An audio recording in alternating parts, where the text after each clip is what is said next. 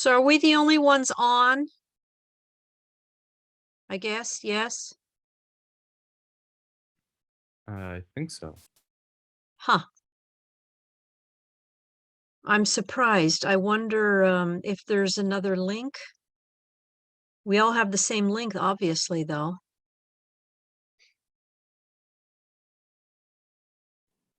Hey, guys, let me walk over and see if Elaine is on, okay? Yeah, yeah, would you? Thank you, Levi. Yeah, and I'll come back. Okay, thanks. All right.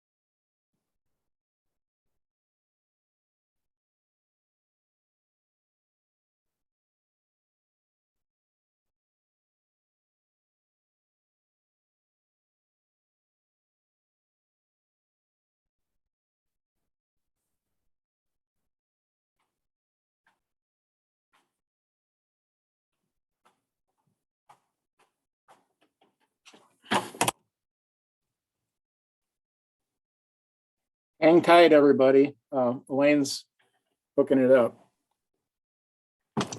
Oh, okay. Yeah, she's like, oh, Ryan's not on there? Let me get on. Let me get it straightened out. So Yeah, well, I wonder, well, isn't Keller Williams supposed to be hosting it? Somebody Yeah. from Keller Williams, I would think, would be already on because we're the host. I don't know. I don't know. What do I know? It looked, well, I mean, it looked like it was one of the links where you're supposed to put a passcode in, but when I clicked on the link, it went directly to this. Yeah. So that might be part of the problem too. So Yeah, but still, somebody should have been on because we're the host. Keller Williams is the host. you're the host, Denise. Oh. Oh, there comes, I'm guessing that's Elaine. Yeah, there she is. Where? Brian's not on here yet? Nope. No. Okay, can you guys just hang on one sec? Yeah, he might be really busy too. You never know with his business. Yeah, but he knows that he's doing this. So everybody just hold. All right.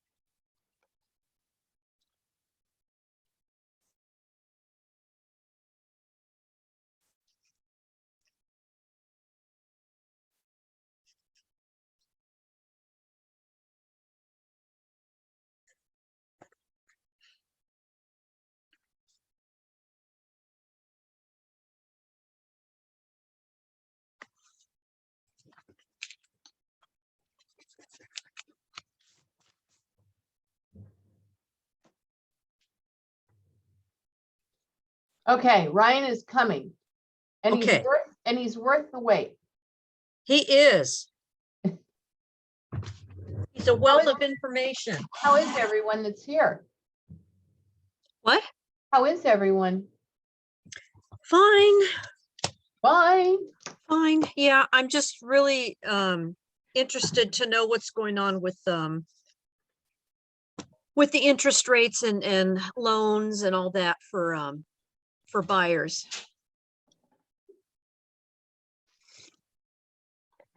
Oh, I might want to hang up my phone. There we go. I have this out. I'm glad Levi came around the corner and said, hey, we need some help. Oh, yeah.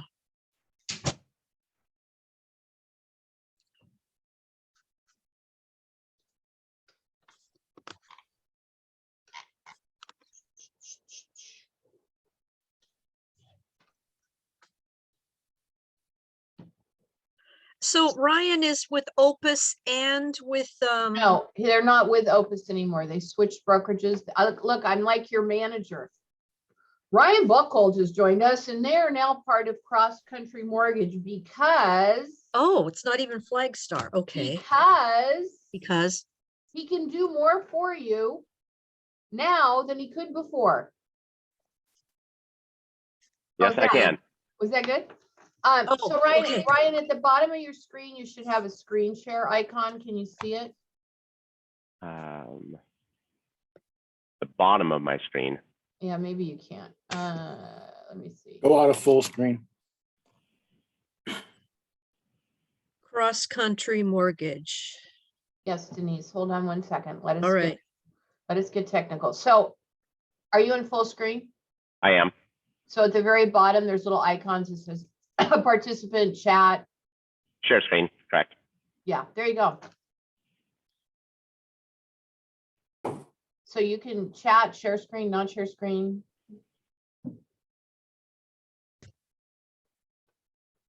That's not the screen you probably want to share.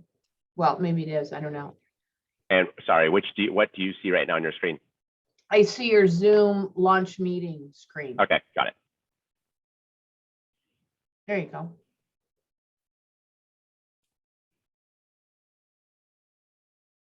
If you click on the, I don't know if you know this, on the bottom icon, there's a thing that looks like a movie screen. Next to Okay. do you see at the very bottom of your, to the right? No, on the PowerPoint screen, directly below the bottom right corner, where the red says slide 1. Yeah. See the little icons? Go to the one that looks like a pull down movie screen. To the right there, click that. Boom. There you go. Perfect.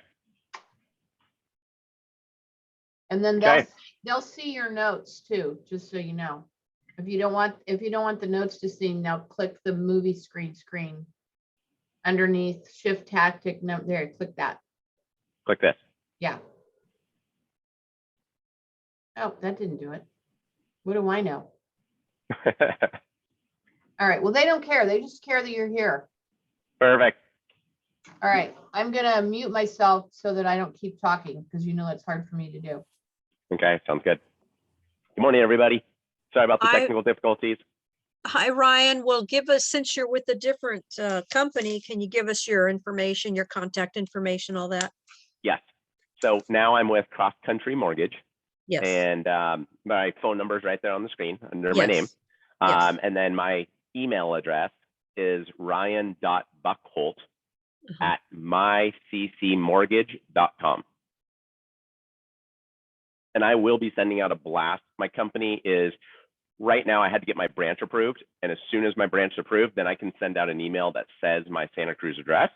Right now it says Walnut Creek.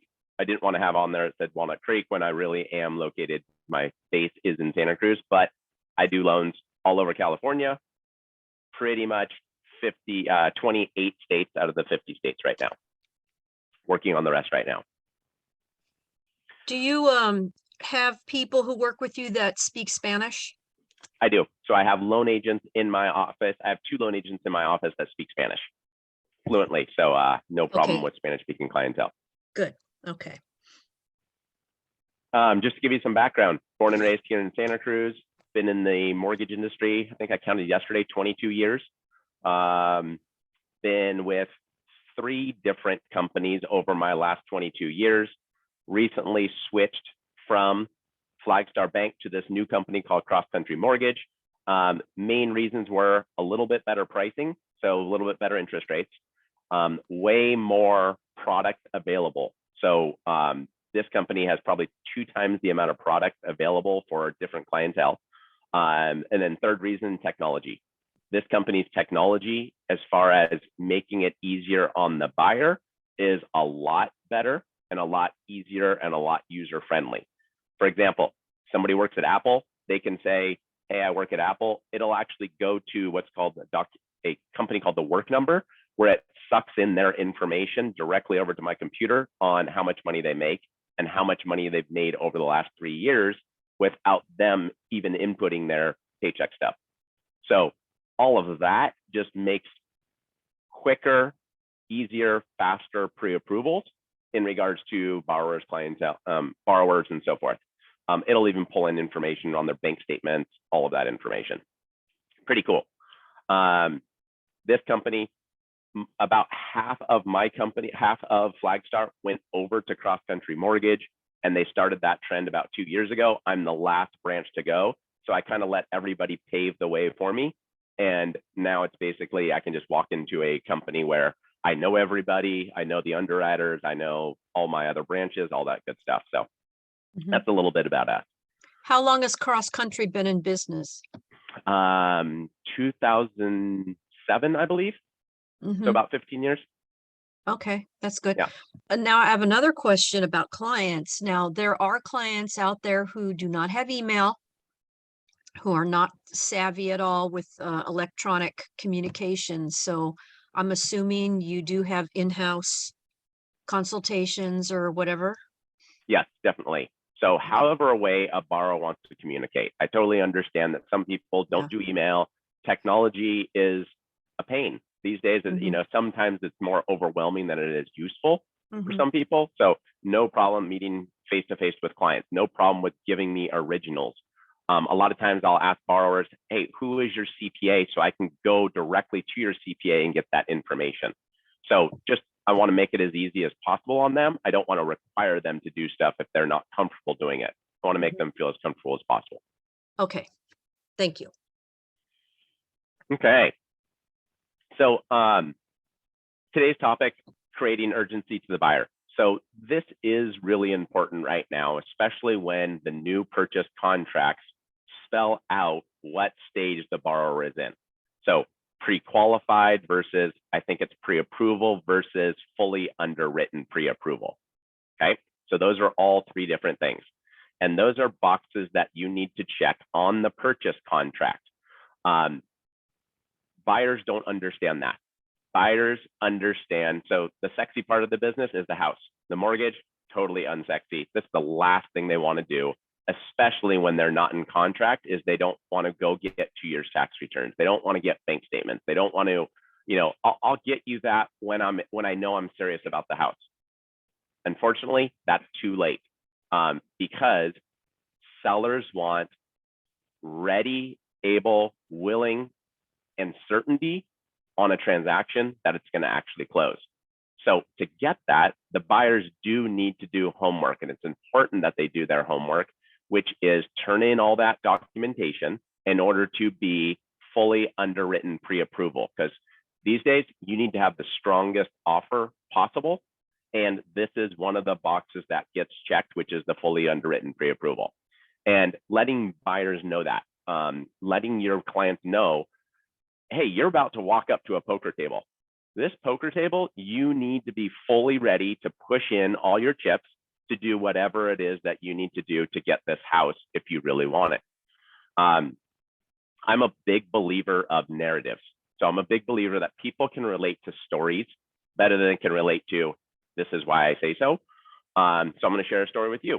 My wife and I bought a house in July of last year, a second home, and I had to go all in order to buy this property. I showed them every single asset that I had on the planet. basically all my checking accounts, all my savings accounts, my kids' college funds, my 401k, my everything. I just put all chips on the table. Here, we have listed out, here's all of our assets. I want you to be able to see this.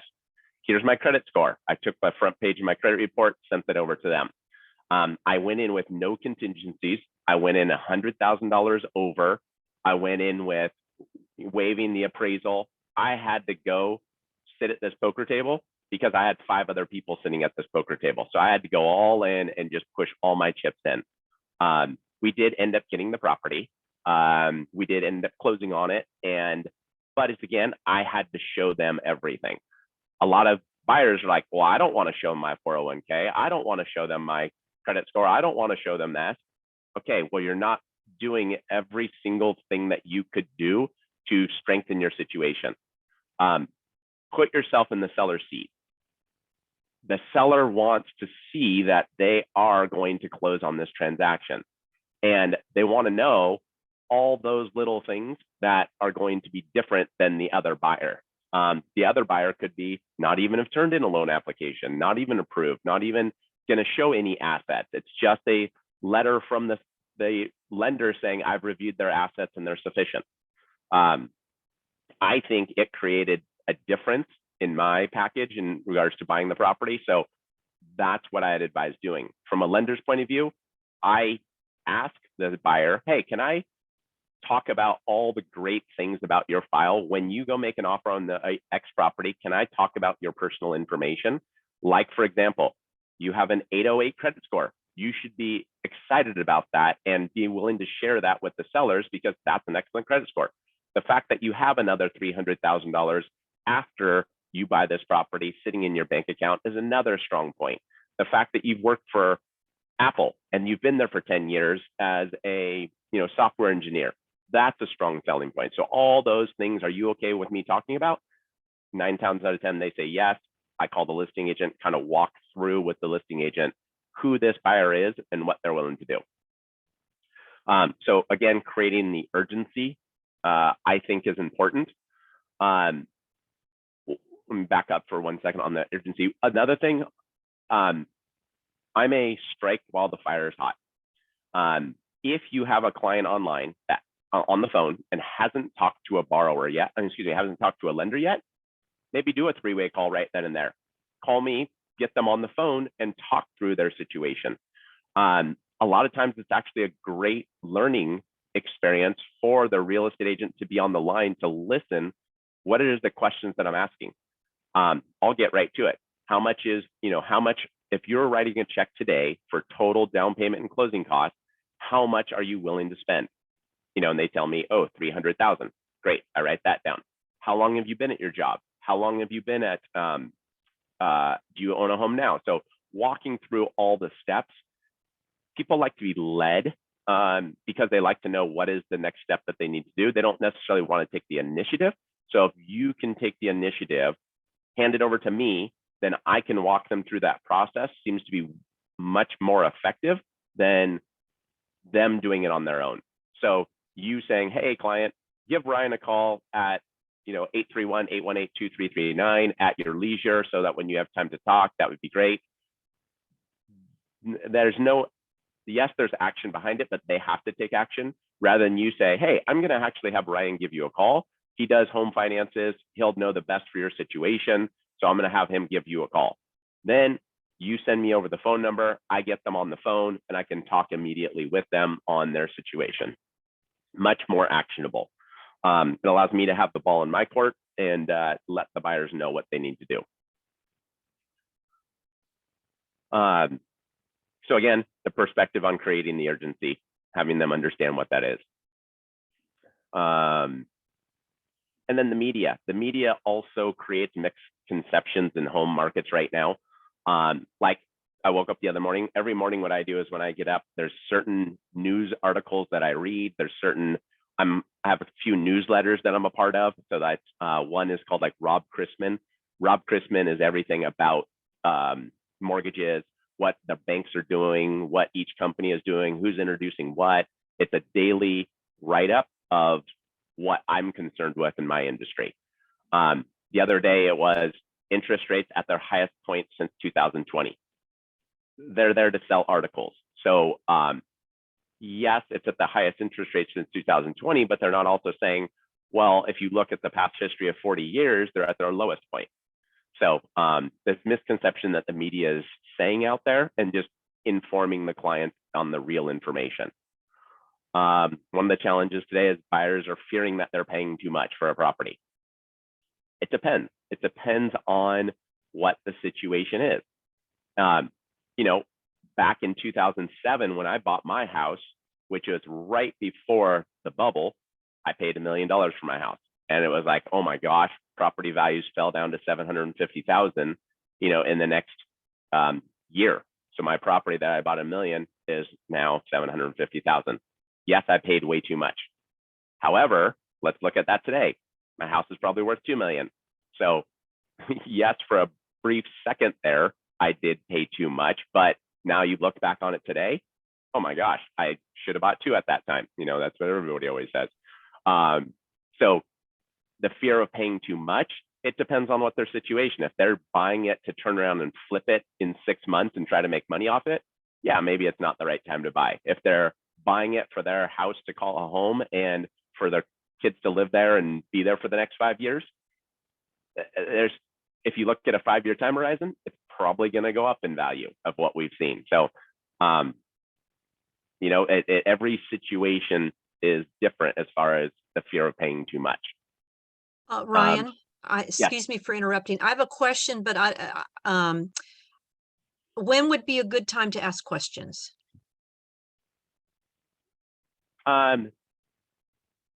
Meaning with the client, when would be a good time to ask questions in regards to? For me to ask you a question about. Oh, got it. Yeah. So I'm a big fan of asking questions right when they come up. So Okay. coming off the mic and yeah, please ask them right then and there and have us talk about it. All right. I have a question about buyers fearing paying too much. I hosted an open house recently, and a couple came in, and they are from Illinois. They're professors at a university that were laid off. They came out to California. I don't know the particulars about why they came to California, but they did sell a home in Illinois at a bit of a loss, she said. But now they're looking, and I showed them another home, but she keeps telling me, I just want to wait. I want to wait. I want to wait. And I, reminded her that interest rates are at a low, and she's able to get like a loan because she's a teacher, and there are certain mortgages that are available to teachers. But anyway, she keeps saying, I need to wait. I want to wait because these prices are so high. Well, for one thing, I know it's sticker shock because they've come to California. Yeah. And I've told them about the interest rates, that the interest rates are low, and she needs to lock it in, but she can't lock it in unless she's making an offer, right? In contract, correct. Yeah. So what else, what other advice can I give this person? I would really ask them. So it sounds like she wants to wait because she thinks prices are going to come down. Yeah. So that's I the would message probably I'm get getting. to the material reason. Okay, why do you think prices are going to come down? Do you think the stock market's going to implode? Which would probably have prices come down. So where's the evidence that the stock market will implode? Secondly, is what would probably make our market go down is employment. If all of a sudden a bunch of people got laid off in tech, because tech is really what drives our business over here, Yeah. that would probably have our prices go down. Other than that, yes, prices may go down a little bit just because the market softens, but on average, it's not like we're going to lose 30-40% unless there's some big catastrophe. And I think 1, stock market, 2, employment, or 3, earthquake. Those are the 3 things that I have seen in the past that has caused prices to go down substantially. But a 5 to 10% correction is pretty normal. But then after 5, 6, 7, 8 years, that correction does go away because it has gone up. So I would get down to their pinpointing what it is that they're fearful about, if that makes sense. Okay. All right. Specific to the type of loan she's talking about, because she's a teacher and it's a specific type of opportunity. I'm sure those interest rates follow along with the industry. Definitely.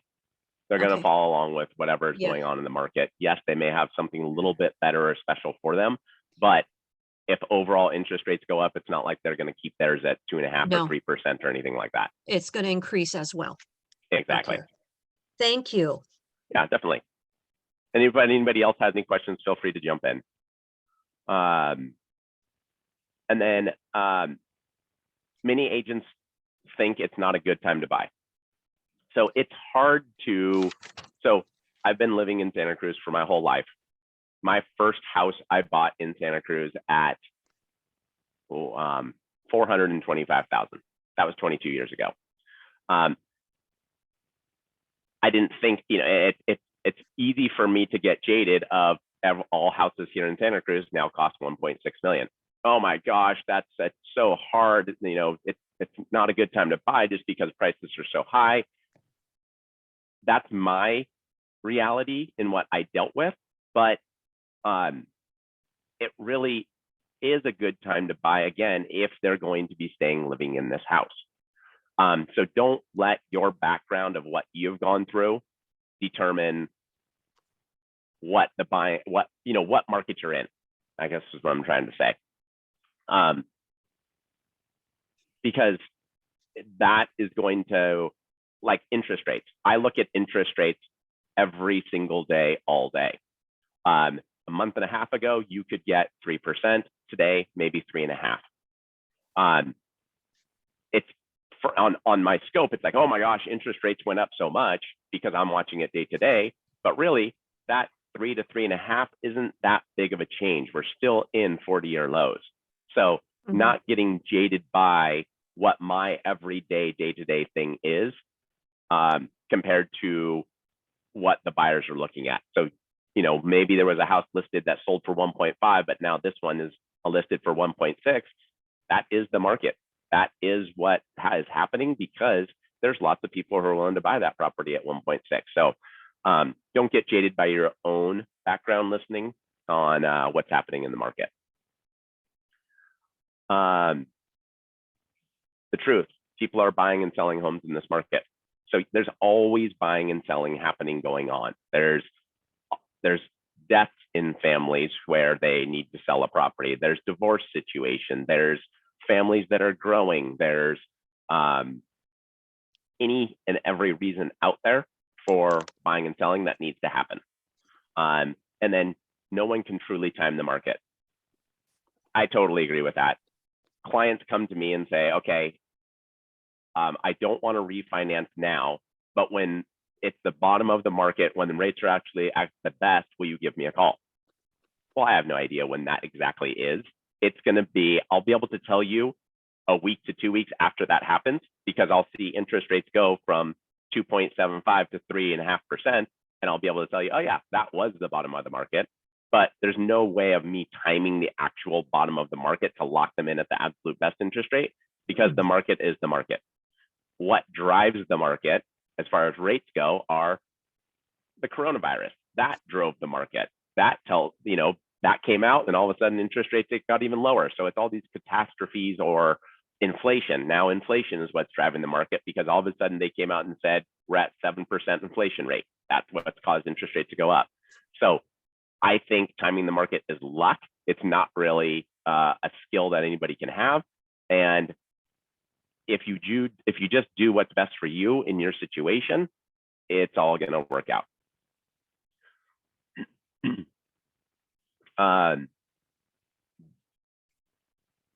Be an expert on the market and in the economy.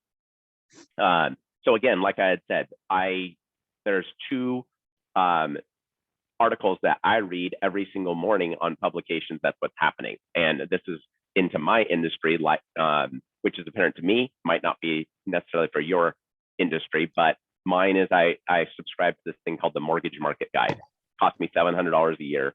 He tells me kind of what's happening in the economy, what's new with the feds, what different things are, what his anticipation of the market is.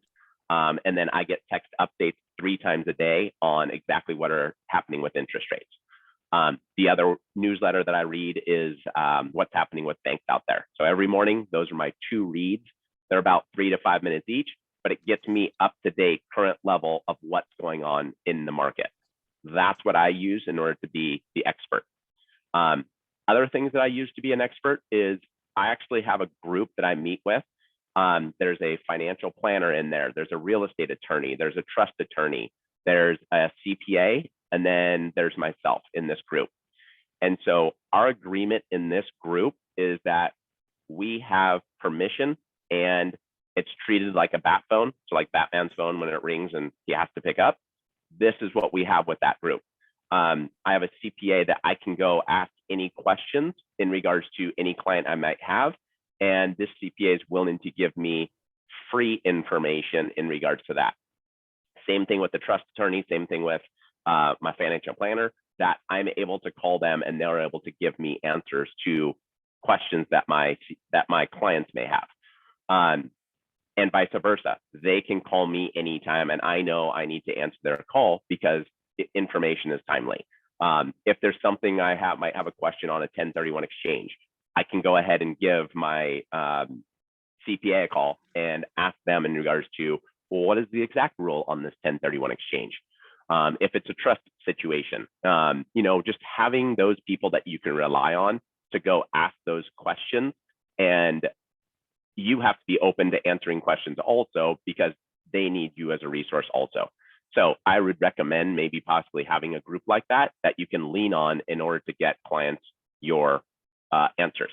I always phrase everything to clients as, I'm not a financial advisor, I'm not a CPA, but this is what I've been told, and this is my understanding of the situation. So I always paraphrase that. Listen to buyers. So you really need to listen to what it is that their concerns are, because really that's what you need to speak to is their concerns. If their concern is buying in this market that they think prices are going to go down, then speaking to that concern and showing your objections of why that might not be true. It is their interpretation of the market, so their opinion's valid, but your job is for them to understand why it couldn't be valid. Here are maybe the other things that they should look at. Pay attention to pricing and conditions. So knowing your market, knowing that when you show them a house on Marnell, that there was a house down the street on Jose Avenue and it sold for X amount, or it was on the market for 9 days and it sold with 12 offers. So knowing all of those things and being the professional, so knowing the pricing and conditions out there is the best resource for your clients. I have agents that are really good at this, matching needs and wants. So they have their database of people who would be willing to sell and people who do want to buy. So this one person, he does really great at the West Side properties. And so he has a book of business knowing that, okay, if the right price came in for this property, I know my clients would sell if the right price came in. And matching those people up without having to go to NMLS or having to go to figure out what's on the market for the open market, but creating sales through matching buyers' wants and needs. So maybe looking at that, setting up your own internal Craigslist of people who want to sell if they got X amount, but people who are willing to buy and what they exactly want. Lessen fears about buying. That's what we were talking about before, about just really finding out what their concerns are and then getting the clients the proper information to make educated decisions based off of their family's wants and needs. And then find good, reliable mortgage programs. To me, in a purchase transaction, shopping the interest rate isn't the best way to go in a purchase transaction. The best way to go is find a reliable mortgage lender who can close transactions. There's always going to be a better interest rate advertised out there somewhere. The lenders are never going to guarantee that they're going to get the loan. So just know that. So there's a lot of bait and switch.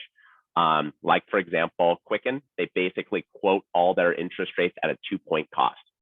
2 points in our market, you know, a $600,000 loan, that's $12,000 in upfront cost to get that loan. Even though they can look at an interest rate and say, hey, we offer 3%, but 3% costs 2 points.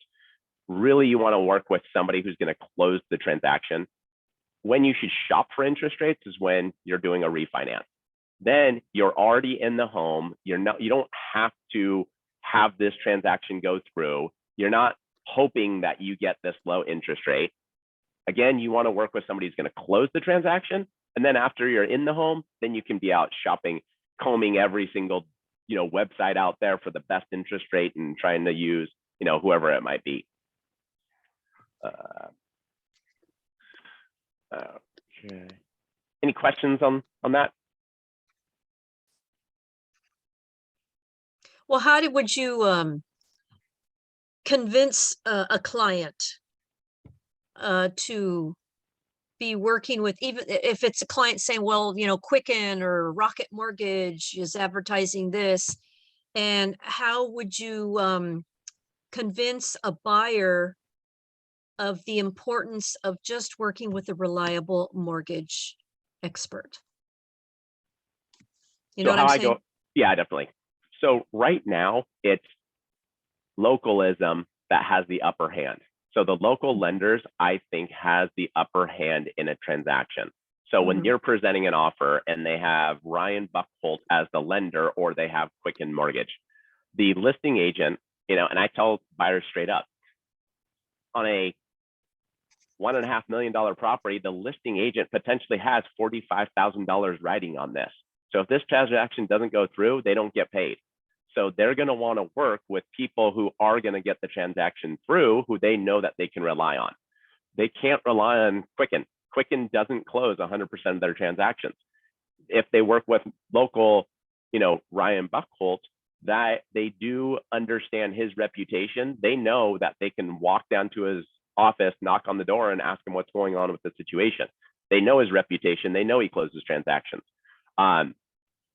So working with a local lender has much more weight behind the offer that you're making. You can even call the listing agent and ask them that, hey, if they're working with Ryan Buckholdt or if they're working with Quicken, does that make a difference in your eyes? If they may say, no, totally, I'm totally fine with working with Quicken. But I would guess 9 times out of 10, they're going to come back and say, no, I'd rather have them work with a local lender. And I think a listing agent's going to tell you that upfront too, if you ask the question. And so what I tell buyers is, you go out and ask this. When you go to open houses, go say, hey, does it make a difference if my offer, my pre-approval letter says Quicken or if it says Ryan Buckholdt? And they're going to tell them, again, 9 times out of 10, they are going to care. So just giving them the resources in order to figure out their own answer. I'm not a huge person of pushing my opinion on somebody. It's here's what you need to know. Go do your research, and then you come back to me with what the answer that you came up with. Is how I usually work.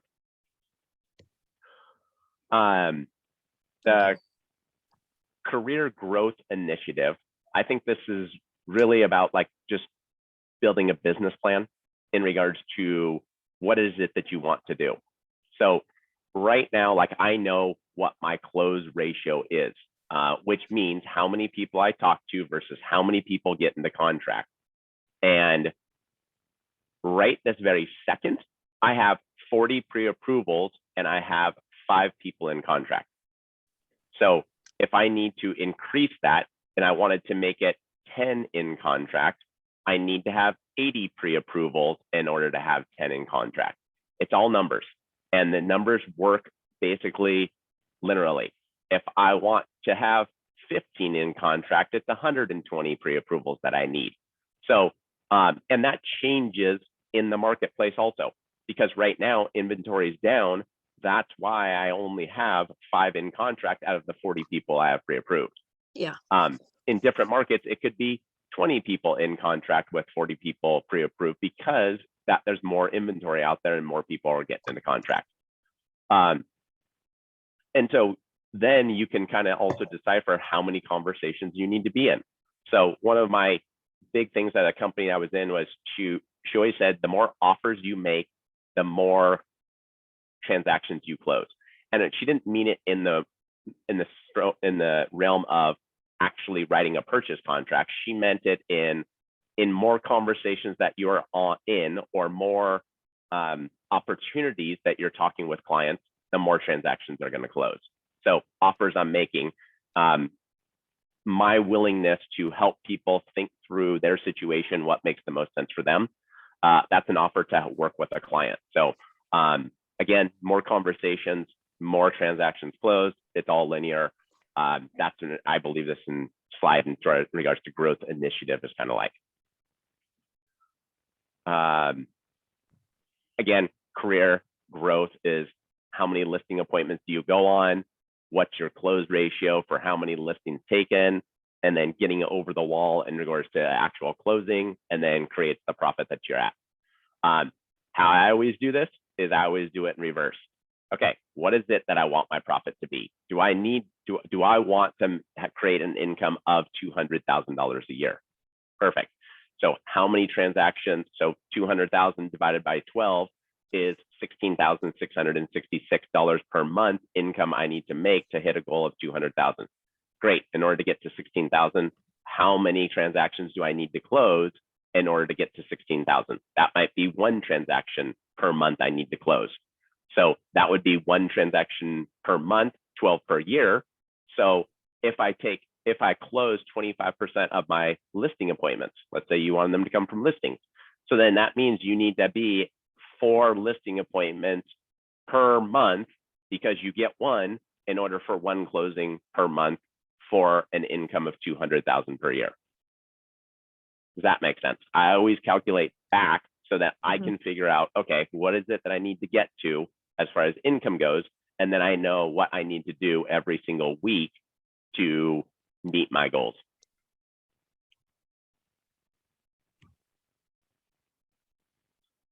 So this just talks about what type of listener that you would be in regards to being on this call, and then also knowing what type of listener that you have when you're communicating with your buyers or sellers or whatever your clients might be.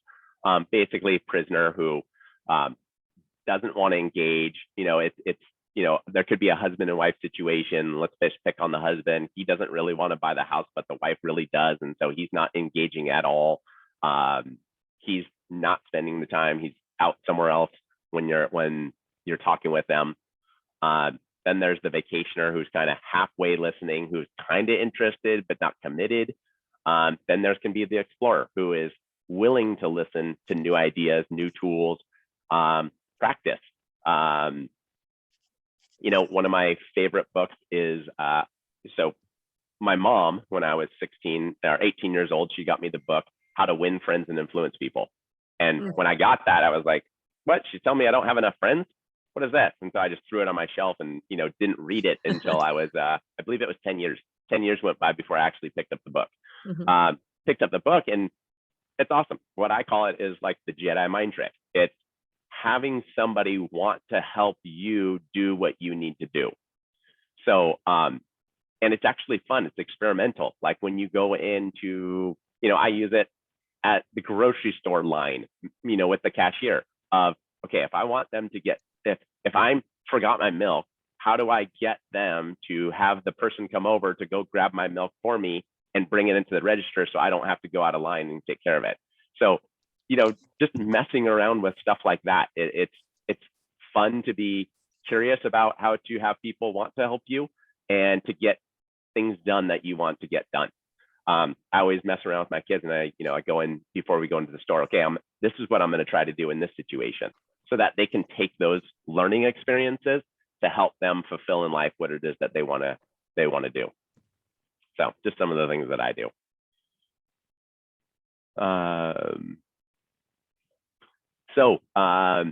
Invest time in research. So your number one getting paid is going to be lead generation, because you need the market or you need the clientele in order to create dollars for you. So the number one thing is out there collecting new client info, being in conversations, generating for new leads. And however that may be for you, it could be through financial planners, it could be through real estate attorneys, it could be through divorce attorneys, it could be through FSBOs, it could be expired listings. Any of those ways to create lead generation is the number one activity. How I also do is I look at how much I'm worth per hour. So if I'm making the $200,000 per year, I'm going to calculate how much I'm worth per hour and then figure out, does this activity I'm doing right now warrant the level of income that I want to be at, or could somebody else be doing this for $15 an hour when I'm really worth $100 an hour or whatever it might be. So just always knowing kind of your worth and is this activity worth what I'm doing. And then lead follow-up would be the second, because you need to keep the clients that you're working with happy and making sure that they're taken care of. Setting up appointments with prospects, negotiating contracts, and then the last is always just having market research, always knowing kind of what's happening, being the expert, what's going on in your marketplace.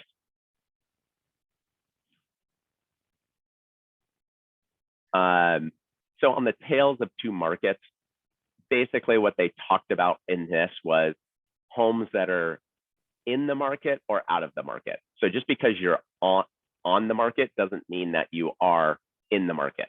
So like, for example, I said I could probably sell my house for $2 million.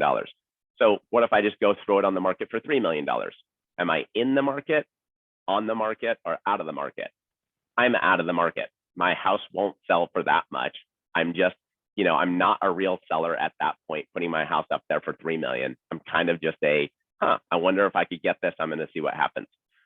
Being in the market is, my house is worth $2 million. Okay, great. I'm going to put it up for $2 million, or I'm going to put it up for $1.9 million, because I really am serious about selling my house.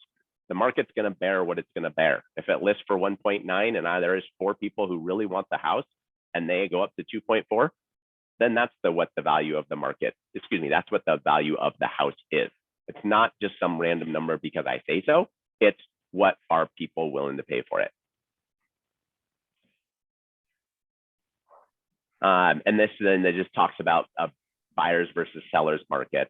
I think we all know we are definitely in a seller's market right now. And so there's really no use about talking about a buyer's market right now, because that's probably at least a few years off. Reasons why it's a good time to buy right now, because mortgage interest rates are really low. You can borrow money for actually really, really good prices right now, and lock in for 30 years, knowing exactly what your payment's going to be. That's awesome. Home prices have become more affordable. Yeah, I'm not positive about that. However, I'm seeing more and more people that can afford to buy homes right now than ever before. It's because of the work from home, that there's so many people who are allowed to work from home that are making high-tech wages. Right now, it's pretty normal for clients to come in and make $400,000 a year. It's normal for, a party of 2 to make $200,000 each, which then equals $400,000 for the year. They can't afford. It's normal for them to have $600,000, $700,000 in stock that they can use to put down. So Santa Cruz is changing. All these areas are changing. Yes, Idaho is changing. That these people that work at Apple can work from home with these types of income and can afford these properties for $1 million in Idaho now. So it's definitely changing out there. There's a strong economy right now. Definitely a lot of people are spending money, and it's low employment right now. So a lot of people are working. So it is a good time to buy. And determine willingness. So that I've changed my ways of how I speak. Like, for example, the old way is, okay, how much?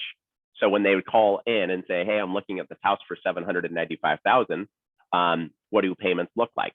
And I used to use $795,000 as my start rate. But when they call in now and say, hey, I'm looking at a house for $795,000, my first question is, how much are you willing to pay for this house? Because we are in a market where everything's going over asking price. So would you go up to 900 on this house? And they say, yeah, I would think about that. So then I run all my numbers based off the 900,000. I'm not going to use the 795. That's a difference in how I changed my verbiage in order to be in the market that we're in. So I'm already setting them up for knowing, hey, you're most likely going to have to go higher on this. And then I turn around and when I'm informing the real estate agent, hey, just want to let you know, we talked about a 900 purchase price on this property. So it just has them understand also where their mindset is. Or the client is like, oh, heck no, I'm only paying 795 for this house. I wouldn't go over asking price.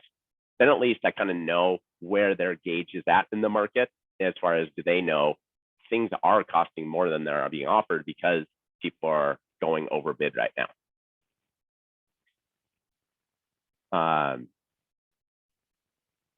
What tools do you use and in the local market and the economy, so forth? What information do you need? So like I always rely on kind of everybody for reading and watching the economy and all of that other good stuff. You know, there's great statistics on the Santa Cruz Association Realtors website that give you, you know, days on market, gives you all that information you need to know. Gary Gagnes over at Real Options Realty. He's a broker in town that's been around for 40 years, probably 30, 35 years, somewhere in there. He does a great website and he gives market statistics on there and reads where the market is heading. You know, he has it down to a science of, well, if it's this many days on market and it got this much offered, then that's likely that the percentage of increase is going to be X amount. He does a great job on that. So, you know, asking what other tools people use out there and what they're reading in order to keep and stay up on the market is kind of what I would recommend.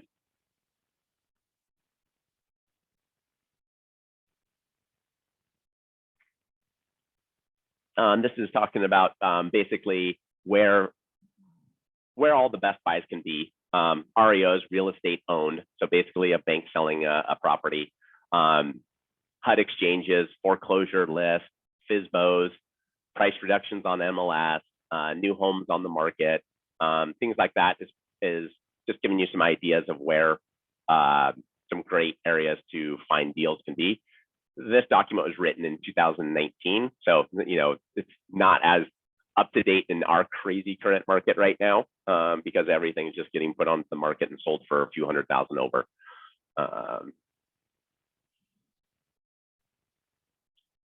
Yeah, and then doing your homework, knowing what is out there, knowing the time on market. What is the average time on market right now?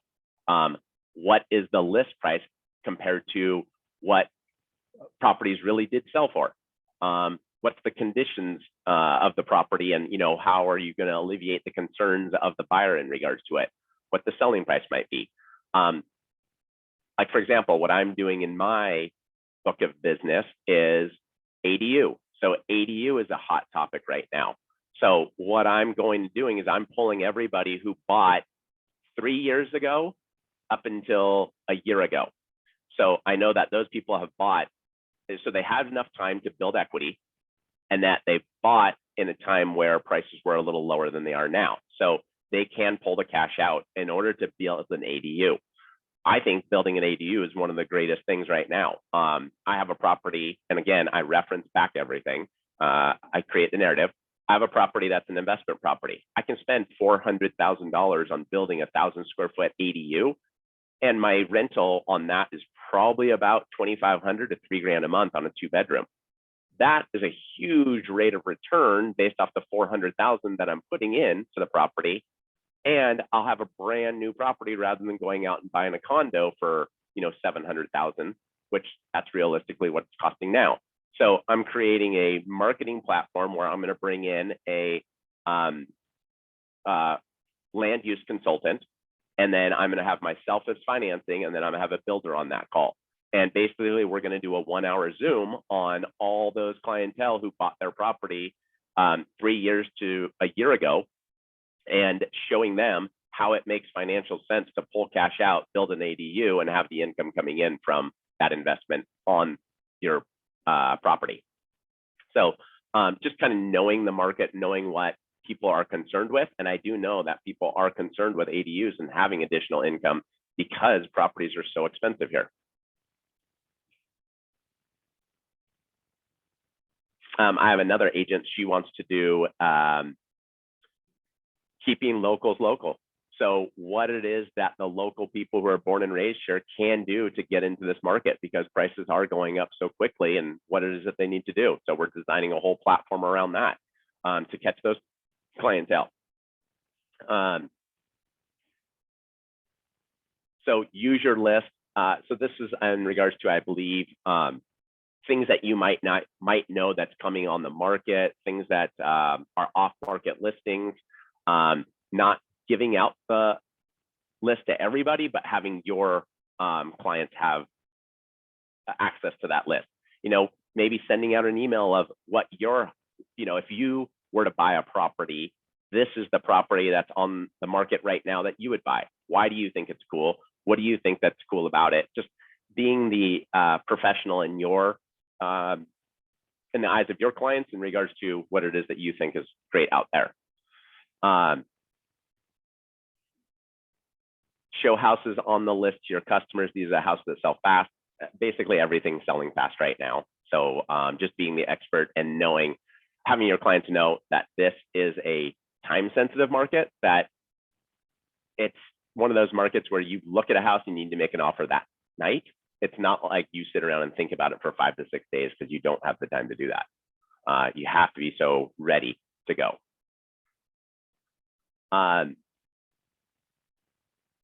Ask about what is their urgency for moving. So why is it the relocation? Is it that they're dissatisfied with the current house or the current area that they live in? Is their life changes, having more, you know, children? Are they looking for a second home due to the coronavirus, that they're not traveling at this point and they want to have something, you know, an hour away from their home? Are they selling a house? Is their lease going to be ending?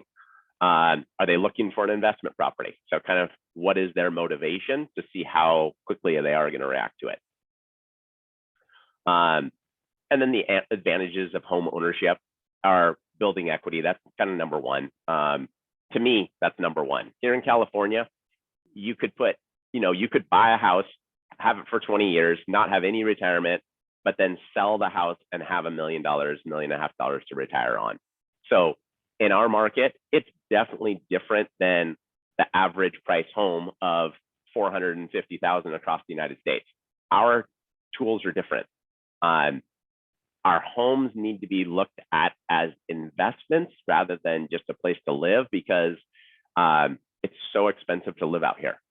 So that's a lot of the stuff I talk about with my clients in regards to, you know, this is really an investment that's going to help you get to retirement if that's your goal, because it is such a big asset that you have.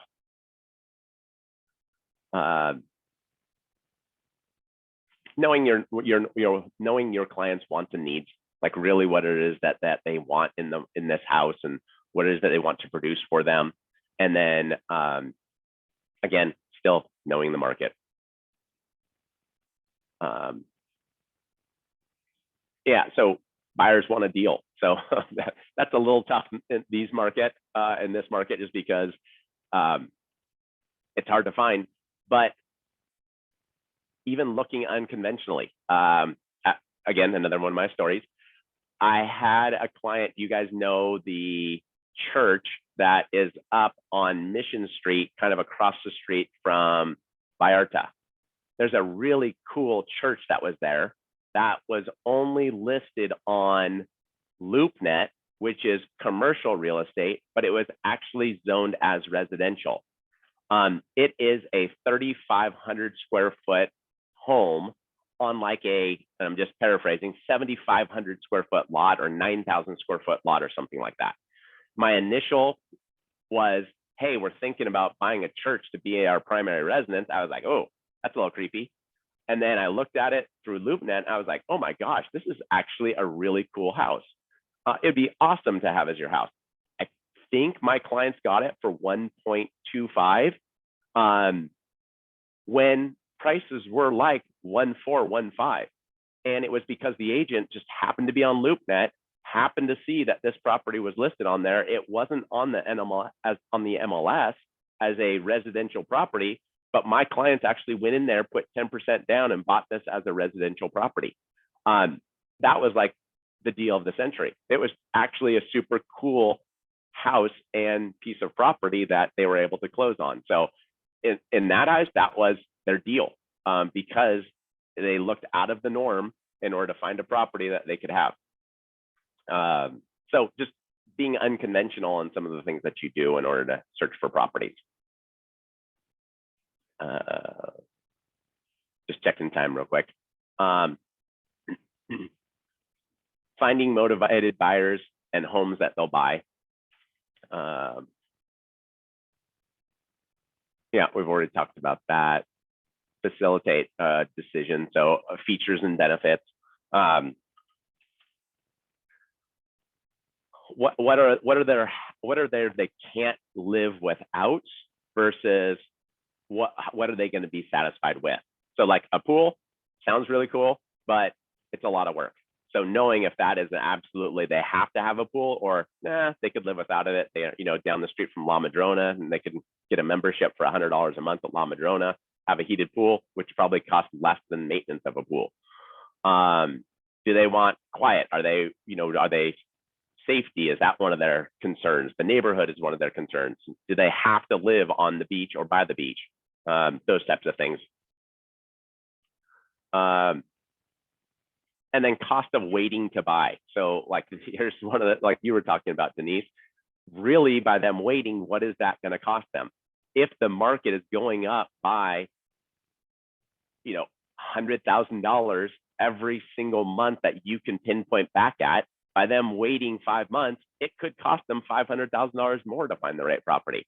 What's the cost of the interest rate going up by 1%? If they're going to take out $1 million loan, interest rates up by 1% is $10,000 more in interest a year, $833 per month in interest that it's going to cost them to wait a year. Those are all the things of why doing it now is better than doing it later. What is the cost that they're going to have to pay in order to do it later?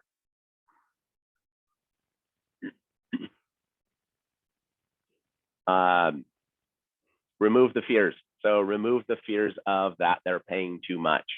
Having grounded assessments of what it is that they're paying and what the market is doing. So if they've said, okay, I'm going to live in this house for 5 years, you can go back, look at the history of prices and know, okay, if somebody was buying a house for 5 years, there's only 2 periods in the last 40 years when that would have been bad if they were buying in order to sell in 5 years. If that's what they were really trying to do, was time the market and make money off of it. So really giving statistical data in regards to combating their concerns. One of my things is people like to make decisions off of gut rather than on grounded assessments. Grounded assessments are factual data.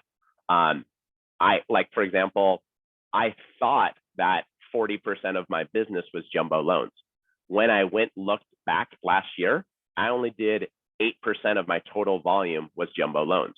That was me doing it off of gut feeling rather than grounded assessment. So going back and really grounding, okay, this is what the numbers show. This is what I did. So now okay, you can make a grounded assessment based off of that.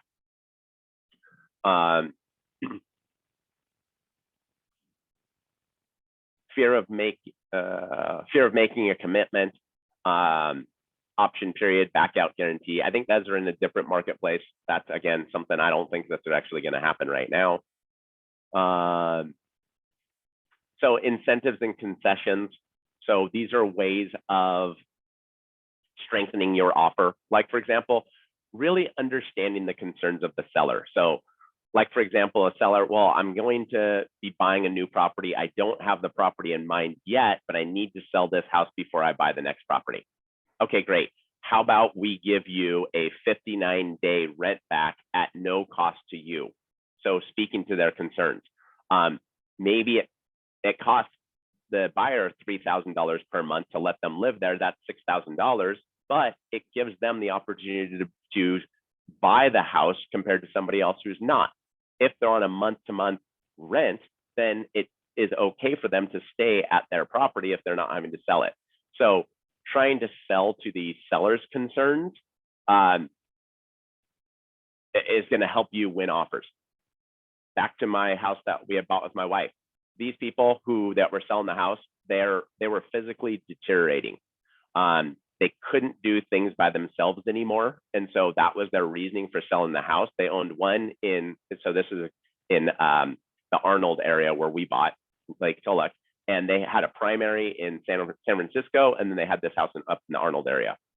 Well, they could not move the furniture. So in our offer to them was, we will take care of every single thing in the house. You take what you want, you leave whatever you want. We will take care of it, and we will basically handle this for you. These people had like 500-pound armoires in the house. This house was so stuffed with books and trinkets, and they had a wooden Indian in there. They had everything that they were just dreading on moving. And so that was another way that our offer got accepted, is because we were willing to handle all of that stuff for them. It was a pain, but we got the house. So these are in different markets, or buyer can offer up, just pay all the closing costs. Hey, usually things are 50-50 here in Santa Cruz, but I'm willing to pay for all the closing costs.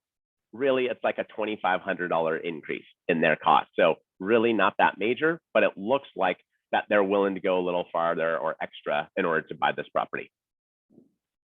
Seller financing and those sorts of things, that's in a different marketplace. Again, most people want out right now because they're having to buy their next property.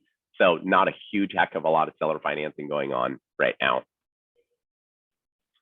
And I think these are just help facilitating making the decision, like so that they can actually give them yes or no questions so that they can answer and make the decision concisely. Is this a house that you want to buy? Yes or no question. If you love this house, somebody else is going to love it too. Good houses sell fast in any market. So those are all the things to help a buyer make decisions, or sellers. So bottom line, you need to be an expert in your local market and the economy. Educate your buyers on really what's happening in the economy or happening in the market in order to get their offer accepted. Articulate why this is a great time to buy. Not convincing them, but having them make their own decision on what their fears may be and what to overcome it. Create the buy list in regards to having people who are willing to sell. Show them houses that meet their needs, and then facilitate a decision to buying a house. Action plan. So for me, action plans, I've done every single thing possible. I've done, okay, I'm going to have 25 things listed out, and here are all the things I'm going to do this next year in order to create more business. And then really out of those 25, 2 things happen, and then I disappoint myself. Now my action plans are really clear and concise and minimal on what it is I need to do in order to create the action for me. Like, for example, one of my action plans is this year. So I send out recipe cards to my past clients. Everybody in my industry says it's the most hokey thing to do. My clients who get the recipe cards love them. They call me and like, oh my gosh, we look forward to this every single month that you send it out. Our thing is that my husband, he has to make that recipe. So as soon as I get it, I give it to him. He's responsible for going to the grocery store, and then he cooks me that meal that night. It's one of the most hokiest things I do, but I cannot believe how much reaction I get from it. So because of that, I'm cleaning up my whole database. I just figured out I need to send out 9,000 of them per month to my whole past client database. I already ran the numbers. It's going to cost me like $12,000 in order to do it for the year, which isn't bad. $1,000 a month. People actually hand these recipe cards also to other clients, and they come into my office and say, oh, I got your name from so-and-so. That's where, this recipe card came from. I've been to clients' houses and they have these recipe cards up on the refrigerator. They have boxes in their kitchen stuffed with the last 4 years of getting this recipe card. So just my action plan was to get everybody in my database onto that recipe campaign. And then also the people who I haven't actually done business with, because they were like, we had talked at one point, but didn't follow through on finishing out the transaction. I'm going to put them all onto that recipe card database. So again, my action plan is very small and concise on what I know that's really going to happen and what I'm going to do. I try not to set myself up for failure. I'm only going to set up goals that I know I can get accomplished. And with that said, also, I'm really good at saying no. So on things that I know I can't get done, I say no. I've had agents that said, hey, I want to do a newsletter and I want to send it out once a month. So could you write an article every single month in regards to housing in the situation? I'm terrible at writing. I don't like spending the time doing it. It's not my forte. So on that, I bow out and I tell them, I'm not a good person to ask this of. I'll do something else, and I'll get something from one of my other entities that I pay for that I can market with them on, and I'll give them those types of information. But again, I'm not good at writing, and I'm not good at having it done on a timely manner for them to put in their newsletter. So I know that that's my weakness. So I'm going to bow out and I'm going to say no in that situation. So know your limits, know your constraints, know what you can and can't do, and know that it is okay to say no. Do the things that you can do though. So all the things that are going to help you build your business, create more business, do those items.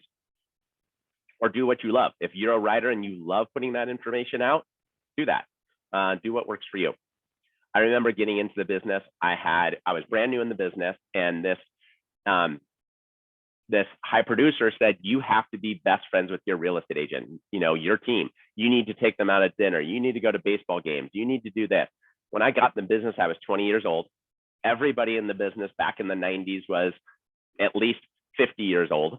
And I was like, I'm not going to do this. That's the last thing I would want to do is go to a baseball game when I'm 20 years old hanging out with, this person. And, I built my business differently. I built it off of professional advice, going the extra mile, doing what it is I need to do. I didn't have to be best friends with this person. So do what works best for you. Do what fits you. Be genuine. So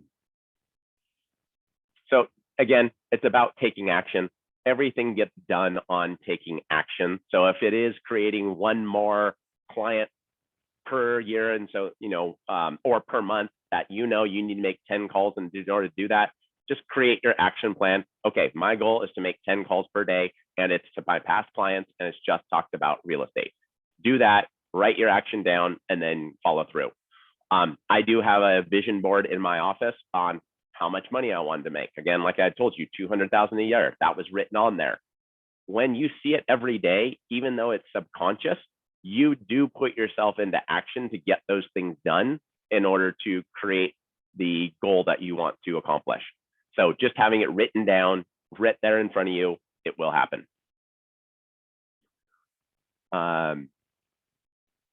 So some of these are some of the things I believe that they're going to be talking about in this series in regards to learning effective leveraging, expense management, bulletproofing your transactions, things like that are coming up. The ahas to achieve, what are the different things out there? And then I guess this is internal Keller Williams stuff. Any questions or anything, or comments or things that people want to talk about in regards to what we talked about? Yes, I have a question. Can you hear me? My Yes. name is Suja. I'm a new agent in Keller Williams, San Jose.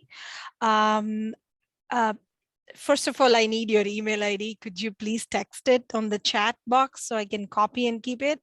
Yes. And then the question I have is, you said there are specific loans for teachers. Could you explain a little bit? I didn't know. I know that there's specific loan for veterans and FHA loan, but could you please explain a little bit? Yeah, so there are different things out there for different clientele. Like, for example, there's a program called Landed. So Landed was brought to us by Mark Zuckerberg's sister. and Mark Zuckerberg's sister wanted to increase home affordability for teachers. That program, what they basically do is you have to come in with 10% if you're a teacher, and then they'll come up with the other half of your down payment. So like, let's say you could come up with 50,000, Landed will lend them 50,000, and now they have $100,000 down payment on a property. There's no mortgage payment due on that $50,000 from Landed. How they make their money is when you go time to sell, or if you go to refinance to get Landed out of the equation, they get their original investment back, and they split, I believe it's either 25 or 50% of the equity that the house has gone up. So if the house has gone up by $200,000, and let's say it is the 50%, then they get their original 50,000 plus the 100,000, splitting the equity with you in order to get them paid back. So it's an expensive program if you look at it from a long-term point of view, but if it's getting you into the house right now where you don't have the opportunity to get in, it's worth it. It's a good thing. So there are all different types of programs out there. There's also, so the government gives credit unions special programs so that they can be competitive, because it's hard for a credit union to compete against a Wells Fargo because you have a big, huge national bank compared to a small credit union. So a small credit union may do different things out there that are available for, you know, different parties. Navy Federal Credit Union, they'll do 100% financing up to $1 million purchase price. The government has given them that program just to work with them in regards to some borrower situations. It's more expensive, it's a higher interest rate, but 100% financing is pretty much non-existent except for VA. Navy Federal Credit Union, it sounds like you have to be a veteran. You don't. You actually don't have to be it. That's where my job comes in. It's my job to kind of know all the different programs out there. That's where I keep my eyes and ears, is because I need to refer them in that situation for the correct borrower. I always want to give a borrower an answer to get the right answer rather than just saying no. I don't like no answers. So like when a client comes to me, well, you probably should really look into the Landed transaction. Here's the article on it. Here's the email, you know, their website, read up about it. I'll explain everything I can to the best of my knowledge in regards to that situation. So it's Landed, LANDIT ED. website? ED. Yep. Landed, okay. Landed. Okay. And so if I find a teacher client, which I will be approaching, so how long is the process from a conventional loan for them to get pre-approved? Pre-approved, it's, so I've been doing this 22 years. I can basically look at a file and know if it's going to get approved or not. Okay. Or if I'm like hesitant on it, I can let you know, here are the possible pitfalls and here's what we should do in order to take care of it.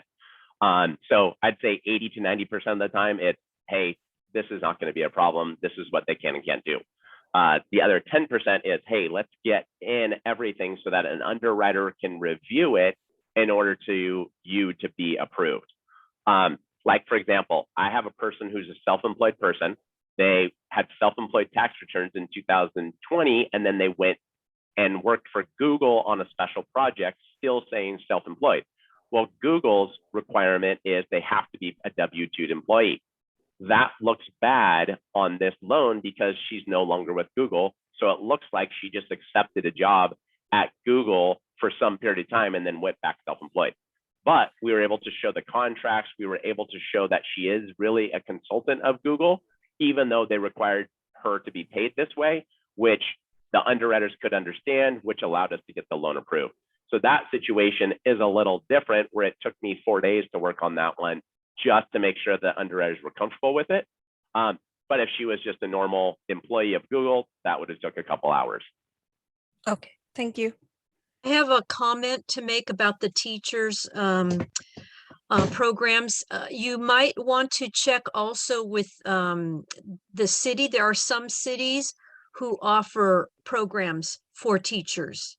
if they want to purchase a home. I know the city of Watsonville has had a program for first-time home buyers or teachers who want to buy an affordable home in town. So check with the municipalities in that area, because you're in the San Jose area. You have Yes. Cupertino, San Jose, Santa Clara, but you might want to check there and see if they have programs for teachers within the Okay. city government Okay. programs. Okay. Is that right, Yep. Ryan? Yeah. I agree. Yeah. And every city and county is different. They Yes. all have different programs, all have different Yeah. guidelines, all do something different. Yes. Hey, Ryan. Yes. So the lightning round here, since we're at 12:30. Yep. First, I would absolutely endorse your Dale Carnegie books. I mean, the besides Win Friends and Influence People, there's like 3 other books, small hardbacks, that are really, really valuable. So I would definitely endorse that. So the question that I had, we had talked maybe a month or so ago already about the new RPA, and then the clarification between pre-approval or pre-qualified fully underwritten, all of that. Has there been any more clarification related to that? So, you know, when you're in a competitive market, Yeah, what that means, right? Yeah. So no, there hasn't been actual clarification from California Association of Realtors that I've seen. I could be wrong, but I haven't seen anything that has actually clarified it yet. How my interpretation of it is fully underwritten is that it's been in the front of the underwriter is how I'm interpreting it, because I want to save my butt.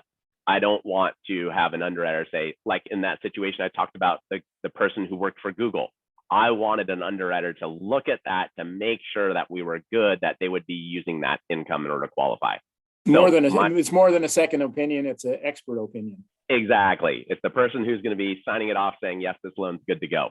Right. So that's my understanding of fully underwritten. Again, I'm sending every client I get, I am sending through underwriting because I want that assurity that it's actually going to close, because I don't want my reputation tarnished by this. So my definition is fully underwritten means an underwriter has seen it. So, and then the other thing that I have, and it doesn't have to be handled this discussion, Ford, is the S blocks, you know, the security-based line of credit, and how they work with taxable and non-taxable, you know, the difference between the IRA and the Roth IRA, and how you know, what are the rules? And I don't know if it's a federal deal or if it's a state or local deal, but do S blocks work the same everywhere? I'm not familiar with that definition of S blocks. Is that mean like an asset-based loan against, like you're hedging the stocks that you have? Is that what you mean by that? Using stock that's in a it's not a you know, if you had like a Roth IRA, you can use that stock as a security to borrow against. You've never heard of that? Yes, on an IRA, yes, I have. So you Okay. put it like into a self-directed IRA, and then you take that money and go buy a home through your IRA with that asset, correct? And yes, is the IRA the only qualifying S block security, or are there other? I mean, where's the wiggle room on that? You know, because like you said earlier in this conversation, there's a lot of people in Silicon Valley or around that have substantial retirement accounts that could be eligible to, you know, borrow for a home. Yes. Okay. So a couple of things on that. So one, I can use an IRA if you're over 59 and a half as income for qualifying for a loan. So I have this guy who basically gets $2,000 a month in Social Security, and he's 60 years old, but he has $1.5 million in IRA. So basically what I can do with that IRA is I take the $1.5 million and divide it by 36 months, which is a lot of money. 1.5 million, 36 divided by, that's $41,000 a month I can use as income in order to qualify him to buy the next house. So that's one way of doing it. Is it a tax deferred IRA, or is it a Roth? Both of them I can do it on. Okay. all right. Yep. So that has him buy. Then the second way you're talking about is a possibility of taking that whole IRA, putting it into what's called a self-directed IRA that allows them to buy real estate with that self-directed IRA. So if they're like, I hate the stock market, I want out, I want to invest in real estate, they can, if they had $1 million IRA, they can go leverage that IRA to buy this house for $1 million. And now the house sits in the IRA. Yeah. So that's another way of doing it. I think you might have spoke about something else, which is I have these clients at Apple that have $1 million all sitting in Apple stock, and they don't want to sell because of the capital gains that they're going to have to pay. And they think Apple's going to continue to go up, so they want it to grow. So actually E-Trade will let them what's called hedge against that asset. So they can borrow money against that $1 million in stock with E-Trade in order to use as their down payment. So let's say they borrow $200,000 from it. The interest that they pay, I believe that they're paying back, it's very low interest, but it doesn't pull. So one, they don't sell the stock, so there's no capital gain. Right. And then two, it doesn't pull that asset out of the market. It continues to grow. However, there is a stop on there. And the stop is I think the ratio is 70%. So if they have $1 million, they could borrow up to 700,000. But if that stock were to fall down to 800,000, there's a put on there, which means that they're forced to sell to pay that asset back, to pay borrowed money back. Right. It's your margin call. Exactly. It's your margin call on your house. Yeah. Scary. But a lot of Apple employees don't know about this. So when I first heard it a few years ago, I went ahead and called E-Trade myself, and I was like, okay, how does this work? I need to understand this. And so now I can educate my Apple employees that, hey, you can actually do this against your stock. And I've already talked to E-Trade because that's who Apple uses. And this is what you do. And they're like, oh my gosh, thank you for that, because I never knew that I could even do that. Right. And avoiding major capital gains, because that would be the other way, you go ahead and sell a damn stock, and then, you're going to lose a third of it or at least a third of it because of capital gain, right? Yep. Okay, thank you. Yeah, I have a definitely. question referring back to the IRA and the Roth IRA. Does that mean that they would be withdrawing everything from that account? Yes, you Okay. usually. So not every company does it. There are two companies, Lincoln Financial, I believe, does it. Mhm. And then I forget what the other company is, but they're the only, so you'd have to, let's say you work with Fidelity, you have to roll it into Lincoln, and then Lincoln goes and uses that asset to buy the property.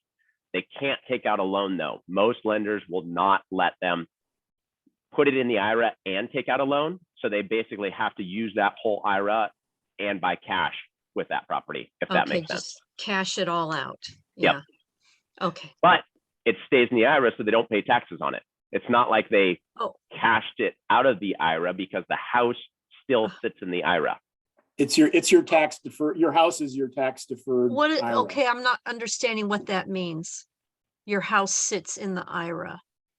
So What- legally, the true ownership of the house is Denise's IRA. Not Denise, it's Denise's IRA who owns that house, which Okay. you're the beneficiary of that IRA. Uh-huh. That makes sense? Well, sort of. Sort of. So let's So- say you worked at Apple for 20 years and now you have $1 million in the 401k. Now you've rolled it out into an IRA because you no Yes. longer work with Apple. Yes. And in the IRA, you chose to go Lincoln Financial, and you don't like the stock market. You favor the real estate market. Now you can take that $1 million and go buy an investment property without having to take that money out of the IRA, so you're not taxed on it. So it's the IRA, Denise's IRA is the one who's buying the property, but you benefit from that. So all the rent checks, all the everything goes into that IRA so that you can make withdrawals at a lot less taxes than if you were to cash the whole IRA out and now pay taxes based off $1 million.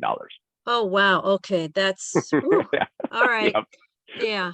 Yeah. And that- hey, it's really not that difficult if you think about it. It's if you think the stock market can make you 5% and your Mhm. house can make you 10%, Mhm. then instead of having your money in the stock market making 5%, you put it into your house, which is no longer your house. It's it's your it's your retirement investment instead of your, your stock market money. Yeah, I understand that, but I'm just trying to understand the actual logistics of that happening, that the IRA owning the house and yeah. Thank you, Ryan. Yep. Okay. And it's really So- you, in actuality, you own the house.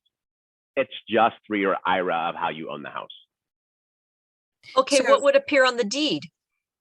Your Denise's IRA. Please. But So- it's just like a trust. Yeah. So it's I was in the gonna say. trust, but you're the beneficiary of the trust. But Okay. I couldn't put that, okay, if I have a trust, well, I have a trust, but if I wanted to do that, could that be in the trust? In the IRA's ownership of the house be in my trust?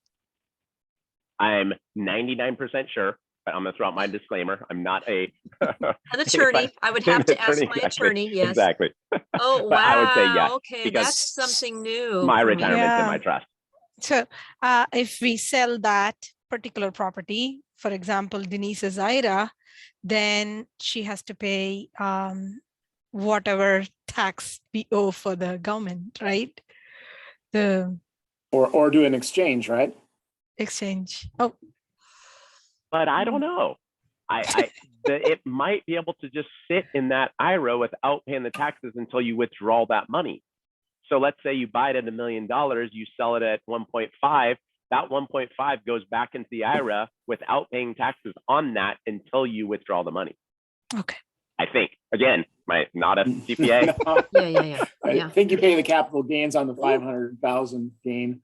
I don't know. It's a Okay. very interesting concept though, because it Yeah. makes a lot Wow. of people, especially here in the Bay Area, a lot of people that can qualify using Mhm. something like that. Yeah. Yep.